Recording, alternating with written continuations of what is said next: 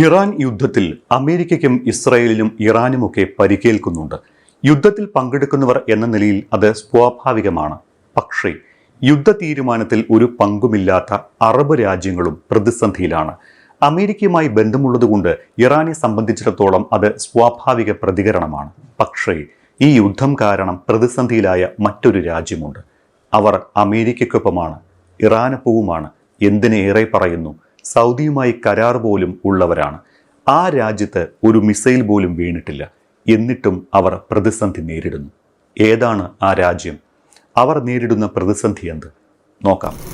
യുദ്ധമുഖത്തേക്ക് ഒരു കല്ലുപോലും എറിഞ്ഞിട്ടില്ല എങ്കിലും യുദ്ധത്തിലേക്ക് വലിച്ചിഴക്കപ്പെടുമെന്ന് ആശങ്കപ്പെടുന്ന ആ രാജ്യം പാകിസ്ഥാനാണ്. അത് എങ്ങനെയെന്നല്ലേ പറയാം. കഴിഞ്ഞ സെപ്റ്റംബറിൽ പാകിസ്ഥാനും സൗദി അറേബ്യയും തമ്മിൽ ഒരു കരാർ ഒപ്പുവെച്ചിരുന്നു. പാകിസ്ഥാനെ ആരെങ്കിലും ആക്രമിച്ചാൽ സൗദി സഹായത്തിനെത്തും, സൗദിയെ ആക്രമിച്ചാൽ പാകിസ്ഥാൻ സഹായത്തിനെത്തണം. സ്ട്രാറ്റജിക് മ്യൂച്വൽ ഡിഫൻസ് എന്ന കരാർ അഥവാ SMDA കരാർ ഇരു രാജ്യങ്ങളും ഒപ്പുവെച്ചിട്ടുണ്ട്. ഈ കരാർ ഇത്ര പെട്ടെന്ന് പാരയാകുമെന്ന് സൈനിക നിയന്ത്രിത ഭരണകൂടം കരുതിയിരുന്നില്ല. പാകിസ്ഥാൻ ജനറലുകളും രാഷ്ട്രീയക്കാരും പൊതുജനങ്ങളോട് പറഞ്ഞത് സൗദികൾ പാകിസ്ഥാനിൽ പണം വാരിയെറിയുമെന്നും ഗൾഫ് മേഖലയിൽ ഉടനീളം പാകിസ്ഥാന്റെ നയതന്ത്ര സ്വാധീനം വിപുലപ്പെടും എന്നൊക്കെയായിരുന്നു. പകരം പാകിസ്ഥാൻ സൗദിയുടെ സുരക്ഷ ഉറപ്പു നൽകും. കരാർ അവരുടെ സൈനിക വൈദഗ്ധ്യത്തിനുള്ള അംഗീകാരം എന്നൊക്കെയാണ് പാകിസ്ഥാനിലെ പലരും പറഞ്ഞിരുന്നത്. പ്രാഥമികമായി ഇസ്രായേലിനെതിരെയായിരുന്നു പാകിസ്ഥാനും സൗദികളും SMDA ഒപ്പിട്ടത്. കരാറിൽ ഏർപ്പെട്ടതിന് ദിവസങ്ങൾക്ക് മുൻപ് ദോഹയിൽ വ്യോമാക്രമണം നടത്തിയിരുന്നു. ഹൂതി വിമതർക്കെതിരെയും സൗദി അറേബ്യയ്ക്ക് സുരക്ഷാ സഹായം നൽകുന്നതിനെക്കുറിച്ച് പാകിസ്ഥാനുമായി ചർച്ചകളുണ്ടായിരുന്നു. എന്നിരുന്നാലും തങ്ങളുടെ സുരക്ഷാ സേവനങ്ങൾ ഇറാനെതിരെ ആവശ്യപ്പെട്ടേക്കുമെന്ന് പാകിസ്ഥാൻ ഒരിക്കലും കരുതിയിരുന്നില്ല. സൗദി അറേബ്യയും ഇറാനും തങ്ങളുടെ ബന്ധം മെച്ചപ്പെടുത്തി വരികയായിരുന്നു. ശത്രുതയും കുറച്ചു വന്നു. എന്നാൽ പാകിസ്ഥാന്റെ കണക്കുകൂട്ടലുകൾ തകർത്തത് ഇറാനിൽ അമേരിക്കയും ഇസ്രായേലും സംയുക്തമായി നടത്തുന്ന ഓപ്പറേഷൻ എപ്പിക് ഫ്യൂറിയാണ്. സൗദിയെയും അമേരിക്കയുടെ സഖ്യകക്ഷികളായ മറ്റ് അറബ് ഗൾഫ് രാജ്യങ്ങളെയും ഇറാൻ ലക്ഷ്യം വെക്കുന്നതിനാൽ SMDA ബാധ്യതകൾ നിറവേറ്റാൻ വിളിക്കപ്പെടുമെന്ന് പാകിസ്ഥാൻ ഭയപ്പെടുന്നു. പാകിസ്ഥാന്റെ സ്വന്തം സ്ഥിരതയ്ക്കും സുരക്ഷയ്ക്കും നേരിടേണ്ടി വരുന്ന പ്രത്യാഘാതങ്ങൾ കാരണം കരാർ നടപ്പാക്കാൻ അവർക്ക് വിമുഖതയുണ്ട്. സംഘർഷത്തിന്റെ തുടക്കം മുതൽ സൗദിക്ക് വേണ്ടി പാകിസ്ഥാൻ എന്ത് ചെയ്യുമെന്ന ചോദ്യങ്ങൾ ഉയർന്നിരുന്നു, പ്രത്യേകിച്ചും ഇറാൻ സൗദിയിൽ മിസൈലുകളും ഡ്രോണുകളും പ്രയോഗിച്ചതിനാൽ.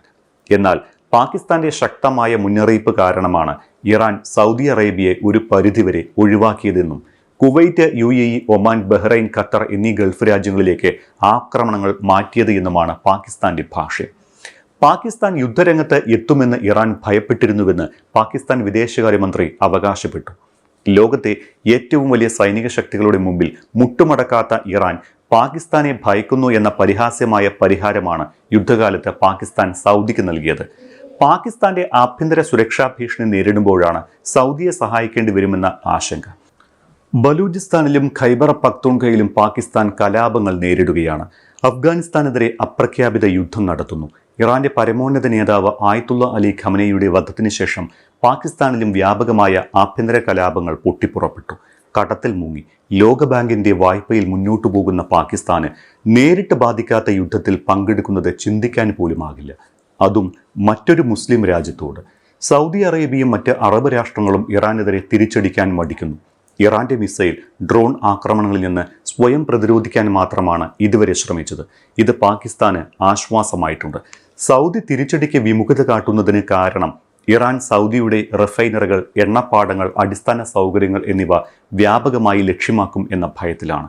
എന്നാൽ SMDA കരാർ സൗദി അറേബ്യയുടെ പ്രതിരോധത്തിനാണ് എന്നും മറ്റൊരു രാജ്യത്തെ ആക്രമിക്കാനല്ല എന്നും പാകിസ്ഥാൻ വാദിക്കുന്നുണ്ട്. സഹായങ്ങൾക്ക് സൗദിയോട് നന്ദി പറഞ്ഞ് രംഗം വിടാനാണ് പാകിസ്ഥാൻ ഇപ്പോൾ ശ്രമിക്കുന്നത്.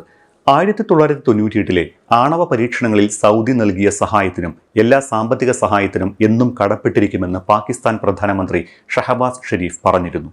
പാകിസ്ഥാൻ എപ്പോഴും സൗദിക്കൊപ്പം നിൽക്കുമെന്ന പ്രസ്താവന വാക്കുകളിൽ മാത്രം ഒതുക്കാനായിരുന്നു പാകിസ്ഥാൻ ഉദ്ദേശിച്ചിരുന്നത്. ഇറാനിൽ നിന്ന് ആക്രമണമുണ്ടാകുമ്പോൾ പാകിസ്ഥാൻ സഹായത്തിന് എത്തുമെന്ന് പ്രതീക്ഷിച്ച സൗദികൾക്ക് ആ വാക്കുകളിലെ പൊള്ളത്തരം മനസ്സിലായിട്ടുണ്ട്. സൗദിക്ക് നേരെ പാഞ്ഞെടുത്ത ഇറാൻ മിസൈലുകൾ അവരുടെ വ്യോമ പ്രതിരോധം തടഞ്ഞു. നാശനഷ്ടങ്ങൾ ഇതുവരെ പരിമിതമാണ്. പക്ഷേ സൗദിയെ നിരന്തരം ആക്രമിക്കുന്നതിനാൽ കരാർ പ്രകാരം പാകിസ്ഥാൻ സഹായത്തിന് എത്തേണ്ടതാണ്. പക്ഷേ ബലൂജ് വിമതർ പാകിസ്ഥാൻ താലിബാൻ, അഫ്ഗാൻ താലിബാൻ തുടങ്ങിയ ശക്തികൾ പാകിസ്ഥാന്റെ ഉറക്കം കെടുത്തുമ്പോൾ മറ്റൊരു രാജ്യത്തിനായി എങ്ങനെ പോരാടും എന്നത് ന്യായമാണ്. ഈ വിഷയങ്ങൾക്ക് പുറമെയാണ് ഇറാനെതിരായ അമേരിക്ക ഇസ്രായേൽ ആക്രമണങ്ങളിൽ പ്രകോപിതരായ പാകിസ്ഥാനിലെ ഷിയ ജനതയുടെ പ്രക്ഷോഭവും. സാമ്പത്തിക അരക്ഷിതാവസ്ഥയ്ക്കെതിരായ പ്രക്ഷോഭങ്ങൾ വേറെയുമുണ്ട്. ഇറാനെതിരായ ഐക്യരാഷ്ട്രസഭയിലെ പ്രമേയം ബഹ്റൈൻ അവതരിപ്പിച്ചപ്പോൾ പാകിസ്ഥാൻ ഉൾപ്പെടെ 135 രാജ്യങ്ങൾ അതിനെ പിന്താങ്ങി. ആ നീക്കവും സൗദിയെ സഹായിക്കാനായിരുന്നുവെന്ന് പറയുകയാണ് പാകിസ്ഥാൻ. പാകിസ്ഥാൻ റഷ്യയുടെയും ചൈനയുടെയും പിന്നിൽ ഒളിച്ചുകൊണ്ടാണ് പ്രമേയത്തെ പിന്തുണച്ചത്. ഇറാന്റെ ഏറ്റവും അടുത്ത സുഹൃത്തുക്കളായ റഷ്യയും ചൈനയും പ്രമേയത്തിലെ വോട്ടിങ്ങിൽ നിന്ന് വിട്ടുനിന്നു. പാകിസ്ഥാനും വിട്ടുനിന്നു. അങ്ങനെ ഇറാനെതിരെ നീങ്ങിയില്ല എന്ന് ഇറാനെ വിശ്വസിപ്പിക്കുകയും ചെയ്യാം എന്നതാണ് പാകിസ്ഥാന്റെ മനസ്സിലിരിപ്പ്. സുഹൃത്തുക്കളായ റഷ്യയും ചൈനയും ചെയ്തതല്ലേ തങ്ങളും ചെയ്തത് എന്ന് പാകിസ്ഥാൻ പറയാതെ പറയുകയാണ് ഇവിടെ ചെയ്തത്. സൗദി കിരീടാവകാശി മുഹമ്മദ് ബിൻ സൽമാൻ രാജകുമാരൻ പാകിസ്ഥാൻ പ്രധാനമന്ത്രി ഷെരീഫിനെ സൗദി അറേബ്യയിലേക്ക് വിളിച്ചു വരുത്തി. ഇറാനെതിരെ യുദ്ധം ചെയ്യണമെന്നത് പറയാനാണ് വിളിപ്പിച്ചത് എന്ന സൂചനയുണ്ട്. അതിന്റെ ഭാഗമായി കരസേനയുടെ ഉപയോഗം വേണ്ടിവരും. ഇതുപ്രകാരം കുറച്ചു ദിവസങ്ങൾക്ക് മുൻപ് പാകിസ്ഥാൻ സൈന്യം ഇറാൻ ഭാഗത്തേക്ക് നീങ്ങിയെന്ന് സ്ഥിരീകരിക്കാത്ത റിപ്പോർട്ടുമുണ്ട്.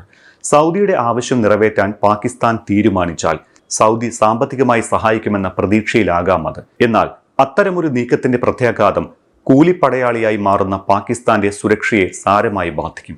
പാകിസ്ഥാൻ കൂടുതൽ ദുർബലമാവുകയും പല യുദ്ധമുഖങ്ങൾ ഒരേ സമയം തുറക്കുകയും ചെയ്യും. ഇപ്പോൾ തന്നെ അഫ്ഗാനിസ്ഥാനുമായുള്ള സംഘർഷം ഒരു മുഴുനീള യുദ്ധമായി മാറുമെന്ന ആശങ്കയുണ്ട്. കഴിഞ്ഞ ദിവസം പാകിസ്ഥാൻ സൈനിക കേന്ദ്രങ്ങളെ ലക്ഷ്യമിട്ടതായി അഫ്ഗാനിസ്ഥാനിലെ താലിബാൻ സർക്കാർ പറഞ്ഞിരുന്നു. അഫ്ഗാൻ പ്രദേശത്തെ വ്യോമാക്രമണം നടത്തിയതിന് പകരം എന്നാണ് താലിബാൻ പറയുന്നത്.